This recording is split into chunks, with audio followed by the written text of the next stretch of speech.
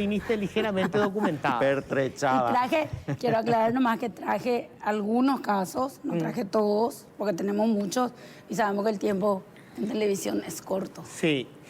Quiero compartir brevísimo nomás lo que decía ayer el fiscal Marcelo Pecci. Bueno, acerca obviamente del último tema, este que tiene que ver con el narco en la prisión de Pedro Juan Caballero, ¿verdad? Pero tenés eso, ¿verdad? Vamos a escuchar parte de lo que decía ayer Marcelo Pecci.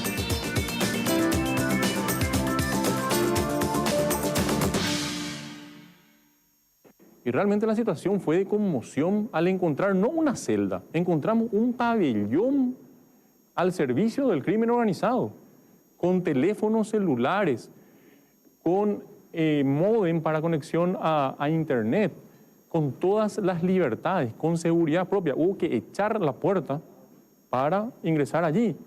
Realmente son amos y señores. Y realmente, ¿dónde están los controles del sistema penitenciario en este sentido? O sea, ¿cómo puedo yo como fiscal, director de la investigación, motivar a los investigadores cuando nos vamos y encontramos esto que se tenía por superado? He visto yo ahí un autito a batería que usan los niños. O sea, un niño vivía en la cárcel.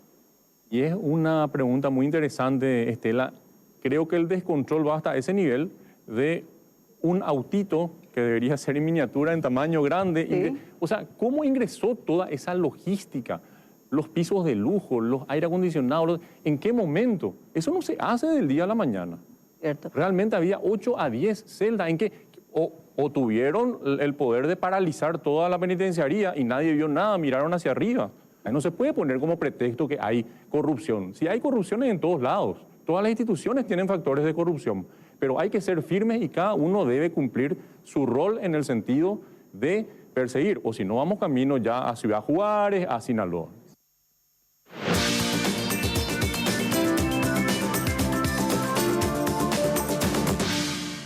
Bueno, Cecilia, ¿cómo aplicamos esto de...? Bueno, Pedro Juan? yo en primer lugar quiero hacer una reflexión desde el punto de vista institucional, porque vi que el fiscal le hizo una aclaración a Estela ayer de que no era una cuestión personal y que los buenos conceptos y qué sé yo. Podemos dejar eso de lado porque yo creo que el objetivo que nosotros tenemos es luchar contra el crimen organizado en conjunto y eso tiene que llevar a una verdadera coordinación que hasta ahora en pequeños espacios hemos tenido en el Ministerio de Justicia. De hecho que muchos episodios se abortaron por ese trabajo coordinado con la policía y la fiscalía. Pero acá hay dos cuestiones que hay que tener en cuenta. En primer lugar, que existe la corrupción, pero tenemos la otra cara de cómo funciona esto, ¿verdad? O que la otra cara que hay que administrar. No, es que nadie nos vio, o sea, que nadie vio. Acá lo que nosotros tenemos que investigar, que es para eso que se tomaron todas las medidas en estos últimos días, desde el cierre del penal hasta lo de ayer, es por qué no se advirtió. Hay una parte que sí hay una vinculación con hechos de corrupción y está la otra parte que está comprobada, que en Pedro Juan particularmente pasó, cambió el color, ¿verdad? El amedrentamiento a los funcionarios. Nosotros tenemos el caso de Juan Carlos Valiente, que falleció, le mataron al salir de su guardia en Pedro Juan. El caso de José Paná, que balearon su casa. El caso de este último, Ricky, que decía la nota, ¿verdad?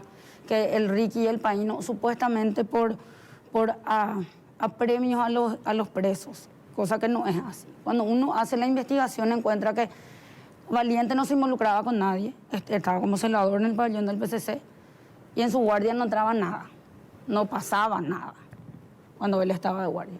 Paná tuvo un enfrentamiento con unos internos que le quisieron pagar y él le dijo: yo no voy a agarrar tu plata porque yo no voy a ser secretario de los narcos. Y el caso de Ricky, que empezó a controlar que los funcionarios inferiores, porque era superior de guardia, hagan efectivamente su trabajo. Entonces, está la otra cara de el que ve y mira para otro lado porque no se quiere involucrar, porque tiene miedo, y el que está metido en el esquema de la corrupción. Y decir que no nos ponemos firmes. Nosotros estamos frente a una situación que no es de ninguna manera ninguna excusa, pero nosotros tenemos un sistema que llegó a este punto después de décadas de precarización del sistema. Nosotros tenemos un sistema penitenciario precario que fue escalando en este esquema y que ahora estamos trabajando, porque acá tomar decisiones para contener es una parte. La otra parte es el esquema de la reforma, que es una forma de atacar y de revertir esto. Y quiero contestar también de paso el tema de la separación de prevenidos y condenados, que es parte del proyecto del traslado a los nuevos centros, llevar solamente a los condenados. No es que el único criterio que nosotros tenemos es que no se maten todos, ¿verdad? PCC o Rotela, pero sí tenemos que considerar que no podemos quedarnos solamente en el aspecto procesal, que es una obligación constitucional. Ahora, antes de seguir, Cecilia, déjame preguntarte algo muy básico.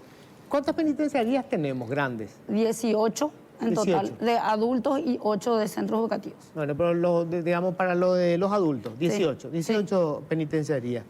¿Por qué no podemos tener cámaras y un centro de monitoreo para ver lo que está pasando? Porque cuando uno mira, por eso esto es tan difícil de que uno se pueda explicar, ¿verdad? Vos mirás, metieron 2 mesas de billar, televisor de plasma, hicieron un porcelanato. ¿Cómo puede ser que no haya alguien observado y contado que eso era irregular? No se pueden tener cámaras en 18 penitenciarías y controlar eso desde un centro de monitoreo. Nosotros tenemos cámaras en las penitenciarías, pero no tenemos una cobertura total. Nosotros ahora le pedimos al MITIC, al 911, a todas las instituciones para tener una cobertura mayor, sin considerar que también se descomponen, se apagan, se va la luz, se baja la llave, se quema, porque no es conveniente. Con el presupuesto que tenemos nos da para cubrir 100% todos los espacios importantes, ¿verdad? Entonces le pedimos ayuda a otras instituciones, porque acá hay que decir también que parte del esquema es el presupuesto, el tema presupuestario. Pero ¿cuánto puede costar eso, Cecilia? Vamos, 18 cárceles, aparte hoy la tecnología cada vez más barata. Claro, pero no es lo único que tenemos que comprar, Luis. Nosotros ahora hicimos con un esfuerzo enorme, conseguimos el personal en el presupuesto para el próximo año, para una de las penitenciarías. Yo entiendo eso, Sí. te digo, pero si queremos eliminar el tema de las celdas VIP, bajo observación, las cárceles, si vos estás bajo observación no pueden estar haciendo el porcelanato, no pueden meter no pueden hacer, ¿verdad? Entonces, digo, no te digo con tu presupuesto, pero ¿cuánto puede costar eso? No sé, $10 millones. Eso lo puede poner Itaipú, lo puede poner Yacyretá, digamos, y solucionamos, si con eso solucionamos el tema de las celdas VIP, porque las celdas VIP significa que los narcos pueden estar haciendo oficina en una cárcel con protección del Estado, que es lo que pasaba con Aguayo. Y efectivamente sí. De hecho que Itaipú ahora nos está ayudando para los nuevos centros. Nosotros pedimos ayuda a ambas instituciones. De hecho, con la ley de emergencia penitenciaria estaban incluidas las binacionales. Itaipú es el que se comprometió ahora para la tecnología de los nuevos centros, ¿verdad? Pero paralelamente nosotros le pedimos al MITIC, le pedimos al 911, porque también está el perímetro en los lugares como Tacumbú, Buen Pastor o Ciudad del Este, que son lugares de movimiento ciudadano, ¿verdad? Donde están los penales, donde también es necesario el control perimetral, ¿verdad? Ahora, esto que ocurrió es gravísimo, ministra, porque acá lo que revela es que estaban metidos absolutamente todos, por acción u omisión, desde el portero del penal hasta el director. Pues no pueden pasar mesas de billar, televisores plasma, wifi, para que ellos tengan, digamos, comunicación 100% del tiempo con el exterior y hacer así sus negocios. Es terrible lo que ocurrió. No solamente es terrible, y nosotros asumimos eso, no quiero sacar la cola de la jeringa como institución, sino que Pedro Juan en sí es un problema, ¿verdad? Y quiero contar en un contexto general para después contestarle también al doctor Pecci en sus manifestaciones de ayer. Nosotros en Pedro Juan tenemos una cantidad enorme de funcionarios acusados por la primera fuga. La primera fuga ya fue consecuencia de medidas que nosotros tomamos porque nosotros abortamos la salida del grupo Minotauro con aquel arresto domiciliario poco claro. Que quiero también aclarar, no es nuestro trabajo. O sea, si yo voy a trabajar en compartimientos estancos, voy a decir, ¿qué me importa que salgan? No es mi problema, el problema es la policía y de la fiscalía, si salen en libertad y se escapan, que se vean ellos. Pero entonces estamos otra vez ante lo mismo, ¿verdad? No hay una coordinación. Y esta coordinación, yo no sé si a las otras instituciones le lleva lo que nos lleva a nosotros, 24 horas los 7 días de la semana, estar todo el tiempo controlando, e igual pasan estas cosas, ¿verdad? Y digo esto ¿por qué? Porque nosotros trabajamos con el crimen organizado de la policía y con la unidad del fiscal Pecci. Y muchísimas cosas se abortaron por ese trabajo, se descubrieron. Nosotros le abrimos las puertas de inteligencia penitenciaria a ellos. Y ese trabajo no hizo nadie antes de esta administración, hay que decir. Al comisario Silguero le condecoraron por sus intervenciones penitenciarias con nosotros. Y también en ese punto, desconocer este contexto y decir nomás que con imputación, acusación, vamos a llegar. Yo quiero señalar lo de Tacumbú, por ejemplo. Nosotros entramos, yo entré con la fiscalía, rompimos la entrada, entré para desbaratar ese laboratorio de drogas que nosotros le dijimos que estaba ahí. Hace un año de eso. Yo está por vencer mi plazo para sumariar, porque ahora ya tuve que instruir sumario, y el fiscal Pecci no imputa hasta hoy. ¿A quién tiene que imputar en este caso, Y doctora? nosotros tenemos todo el informe de todos los funcionarios que ellos pidieron, el cargo que tenía cada uno y lo que se encontró, porque era dinero y drogas, ¿verdad? O sea, droga es un decir, nosotros no tenemos la capacidad investigativa para determinar si eso es o no droga, y hoy no podemos... El fiscal de la causa es Pecci. sí, Y hasta ahora no les imputó. Hasta ahora, el 17 de septiembre nos mandó una nota que dice que no tiene imputados, que necesita hacer el análisis químico laboratorial de lo que se incautó hace un año, y también que hay algunos indagados que son extranjeros y que necesita traductor para poder hacer la audiencia. Con relación a los... Ustedes le están urgiendo al fiscal Pecci. De alguna manera sí, porque ¿qué es lo que nos va a pasar en esto? Lo que nos pasó en el caso del segundo túnel. En el caso del segundo túnel nosotros iniciamos sumario en Pedro Juan, le desvinculamos a los contratados, le destituimos a los funcionarios permanentes, le inhabilitamos para ocupar cargos públicos, ya pasó más de un año y no hay imputados tampoco en esa causa. Estoy hablando de Pedro Juan, ¿verdad? Sí. Y por eso les dije, estos son 2 ejemplos, ¿verdad? Entonces nosotros también nos cuesta porque estamos tomando medidas. Esta administración probablemente es la que más gente echó, no es algo de lo que yo pueda estar orgullosa porque significa que está todo mal. Pero impresionante es la cantidad de revisiones que nosotros hicimos de funcionarios desvinculados, descontratados, destituidos. Ahora, Cecilia, ¿qué falla? Yo te soy honesto. Primero, son 2 personas en quienes yo confío. Y no me es fácil a mí decir esto desde la prensa. Tanto tu administración como el trabajo de Marcelo Pecci, me parece que es de lo mejor que hemos tenido en mucho tiempo. Entonces, ¿qué falla en esta coordinación dentro del Estado? 2 personas honestas que le ponen pasión a su laburo, pero resulta que los resultados tenemos estas cosas que pasan. ¿Qué falla? Claro, mira, Luis, yo no te podría responder directamente con relación a eso, porque justamente yo no quiero llevar a lo personal. Yo no sé si esto sí tiene un trasfondo personal, porque para mí esta situación es más grave porque yo sé dónde estoy sentada, ¿verdad? A mí me flotan problemas todos los días y es apagar incendios con la estructura que tenemos y encima trabajar en la solución, en el planteamiento de la reforma. O sea, son 2 caminos difíciles y decir que no estamos combatiendo la corrupción, que no estamos tomando las medidas, o decir, porque yo tengo acá funcionarios buenos que se inmolan metiéndose así con nosotros y después te dice, doctora, ¿para qué pico vamos a entrar? O para ahí, Taningo. Porque a esta gente el sumario ya no le hace nada. Una persona, un funcionario que esté involucrado con el crimen organizado, le va a preocupar salir de Tacumbú, no le va a preocupar ser sumariado, o le va a preocupar salir de Pedro Juan, porque ahí tiene el contacto o el vínculo. Pero el sumario... Y él está dentro de los plazos del fiscal Pecci para el caso que pusiste como ejemplo nomás. ¿Todavía está dentro de los plazos? Para él sí, para mí no. Yo voy a tener que sumariar, o sea, ya sumarié sin imputación, porque hay una cuestión legal que después determina. Si la persona está imputada, se suspende el sumario a las resultas del proceso. Claro. Pero si no está imputada, me Tenés corre que el terminar tu plazo sumario. y tengo que terminar. Y le destituyo, pero después no pasó nada, ¿verdad? Tengo que hacer una brevísima pausa y después vamos a seguir hablando de esto porque es muy importante entender dónde se tranca esto, ¿verdad? Y cómo hacemos, ¿verdad? Porque digamos, forma parte del mismo equipo y en realidad el enemigo es otro, ¿verdad? El enemigo es el que está está tomando enfrente. la cárcel, el que está matando gente, ese es el enemigo, ¿verdad? Tenemos que hacer la pausa brevísima y enseguida vamos a continuar, por supuesto, con este tema. Un par de recomendaciones rápidamente. Bueno, y contaba el drama de los monitoreos, el que hace el monitoreo también de repente le llama al guardia y le dice, mira, acá estamos viendo esto, o sea, la corrupción por todos lados.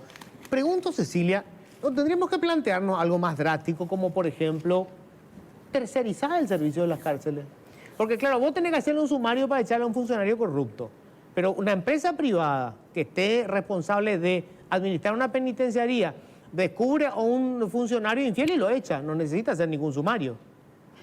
Claro, nosotros tenemos algunos problemas legales con relación al servicio de seguridad puntualmente versus los demás servicios, por decirlo de alguna manera, que puede tener un centro penitenciario. Ahí es donde sí tendríamos un obstáculo legal en cuanto a la tercerización. Y tenemos un antecedente, ¿verdad?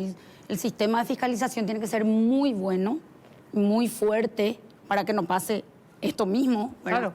El sistema de control del control, que no pase esto mismo, para que la fiscalización de la administración otra vez no caiga en otros tipos de irregularidades, porque Esperanza fue, la Unidad Penitenciaria Industrial Esperanza fue un penal tercerizado y se suspendió la tercerización por irregularidades. Claro, porque el problema acá es dinero, el negocio. Es decir, hoy las cárceles son un negocio. Sí. Son un negocio ilícito, por supuesto, ¿verdad? O sea, tenemos las organizaciones criminales que administran la vida penitenciaria consiguiendo droga, vendiendo, inclusive vendiendo hasta alimentos, ¿verdad? O sea, el negocio dentro de la cárcel. Después está el negocio de convertir a la cárcel en la oficina, en el PC de los narcos, que se instalan y operan desde ahí. Que es básicamente con estas dos caras que te digo, de alguna manera lo que te dice el funcionario, ¿verdad? Si agarro de vos la plata, me voy a volver tu secretario. Y eso cambió en Pedro Juan, a diferencia de otros lugares, porque siempre el criterio es, si le hacen algo al funcionario, si le amedrentan, es porque se comprometió y no cumplió. Pero en Pedro Juan ya no fue así. Ahora ya no, es más al contrario. El que trató de comportarse, ese es el resultado de vos no te involucrás en el sistema y esto es lo que te espera, ¿verdad? Y también está otro componente en Pedro Juan que voy a decir y tenemos comprobado, que es en el caso Minotauro el componente político. Con eso también tenemos que lidiar. ¿Cómo es eso? El concejal departamental de la gobernación era el abogado de los Minotauros, del caso del arresto, el que nos amenazaba con el desacato porque no cumplíamos la orden judicial. Y después es el mismo que pide el comisionamiento de los funcionarios procesados pero en libertad, porque cuando salieron en libertad todavía no había terminado la investigación, y para que se vayan comisionados porque nosotros nos vemos obligados a reincorporarle, pero nosotros no queríamos mandarle vuelta a la penitenciaría, como si estaban investigados por hechos cometidos, ahí iban a volver a trabajar ahí. ¿El concejal departamental? Es Colorado. ¿Y qué tiene que hacer un concejal departamental pidiendo comisionamiento de guardiacárceles, siendo abogado de narcos? Él era antes abogado, para sabernos más bien, Fito, justamente, ¿era abogado y después se convirtió en concejal o es abogado y concejal al mismo tiempo? La misma cosa. ¿Y él era abogado de los guardiacárceles implicados en supuesto? No, él era el abogado de los Minotauros. De los Minotauros. De los Minotauros, del grupo Minotauro. ¿Y siendo concejal al mismo tiempo? Siendo concejal al mismo tiempo. Y los funcionarios procesados por la fuga, que es la consecuencia de abortar la salida de los Minotauros, él pidió su comisionamiento, está acá documentado. O sea, también era abogado de los funcionarios. No, pide Oye, que se vayan a trabajar con él, a la Junta Departamental. Pero qué grave lo que está diciendo, ministra. Recurrente, abogado Luis Guillem. Concejal Oscar Torres, secretario. Solicitud de comisionamiento de los señores Héctor Florenciano, Gabriel Garcete, Marcelín Rodríguez, Eligio Benítez. Asunto, solicitud de comisionamiento de los señores tal, dirigido a la señora ministra. Ahí están los nombres. Y está la firma también del concejal. Si sacamos el zócalo, ahí vamos a ver perfectamente la firma. Ahí está. Mi preocupación, que le manifesté a la Fiscalía en su momento, era si bien es el abogado de los Minotauros, nosotros teníamos información de que en algún momento habló con el líder del PCC antes de la fuga, después de abortarse la salida y antes de la fuga. A ver, ¿Quién era el esto, concejal? espera, esto es más Pero grave. tiene la Espera, al presidente. no, pero escúchame esto. La Junta Departamental, Sí. la Junta Departamental de la Gobernación del Departamento de la Mambay se dirige a vuestra excelencia, la ministra acá presente, con el respeto que se merece, a fin de manifestarle que en la presente fecha los funcionarios del Ministerio de Justicia de la Penitenciaría de Pedro Juan han participado de la sesión ordinaria de esta Junta Departamental y han presentado una solicitud de comisionamiento. ¿Qué tenían que hacer los funcionarios en una sesión de la Junta Departamental? No, brutal. Para poder cumplir sus funciones dentro de esta Casa Legislativa Departamental. Atendiendo este pedido y por la necesidad que cuenta la Junta, por la falta de funcionarios por recorte de presupuesto, el comisionamiento de los siguientes funcionarios. Y acá aparecen Justiliano Rolón, Epifanía Flores. Estos son todos los que fueron separados después del caso de Minotauro. Ellos fueron imputados. Imputados. Hoy están acusados, no sé si ya se hizo la audiencia preliminar, en espera de juicio oral. Y ellos, al salir en libertad, la ley a mí no me permite, Claro. están presos, están suspendidos y no cobran. Pero la Junta Departamental pide el comisionamiento de funcionarios imputados. Sí. Ahí estaban imputados y en libertad. Este y en hombre, libertad. el que firma, presidente de la Junta Departamental, abogado Luis Guillén Zárate, es el abogado de los Minotauros. Sí, era el abogado de los Minotauros. Luis Guillén Zárate. Sí. El concejal Luis Guillén Zárate, abogado de los Minotauros, firma la nota de la Junta Departamental de la Mambay que pide el comisionamiento de los funcionarios imputados por la fuga como funcionarios de la Junta, que vayan a la Junta Departamental a trabajar, Sí. Con la anuencia de toda la Junta. con la anuencia de toda la Junta.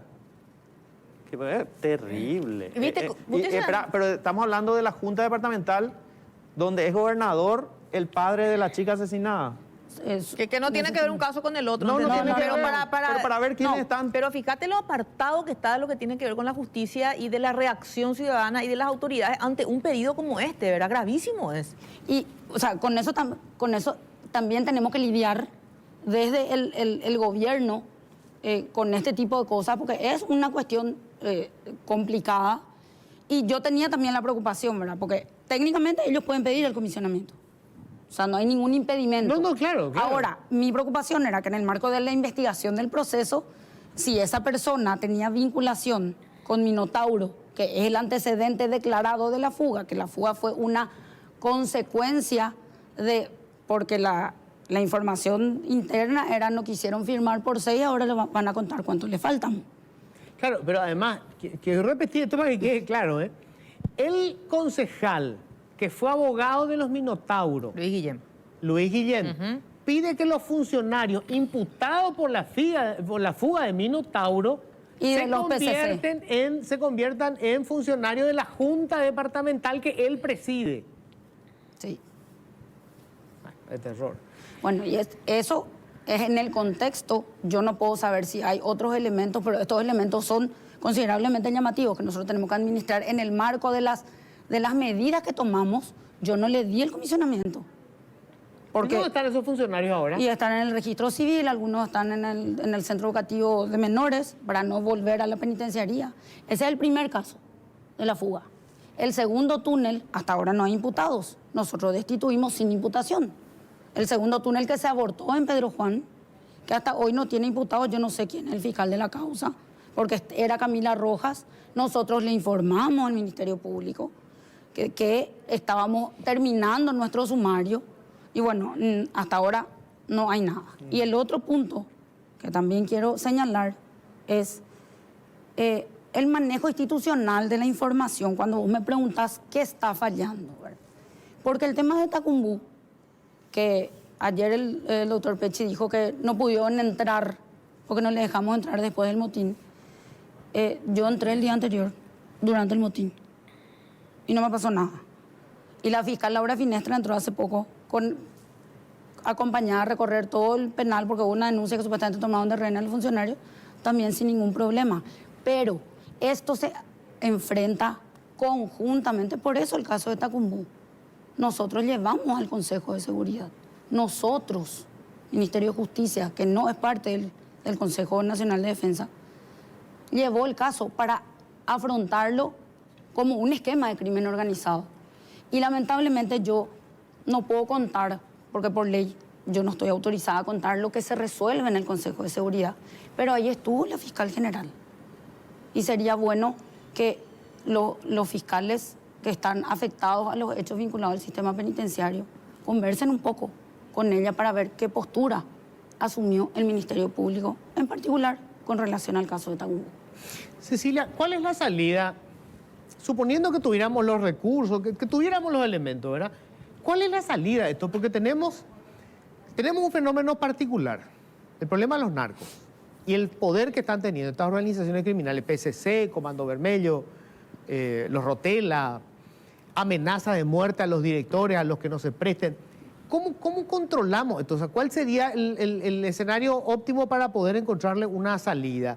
No sé, guardia cárceles cuya identidad no se conozca, o directores de penitenciaría que no sepamos quiénes son, que estén con el rostro cubierto. ¿Cómo hacemos?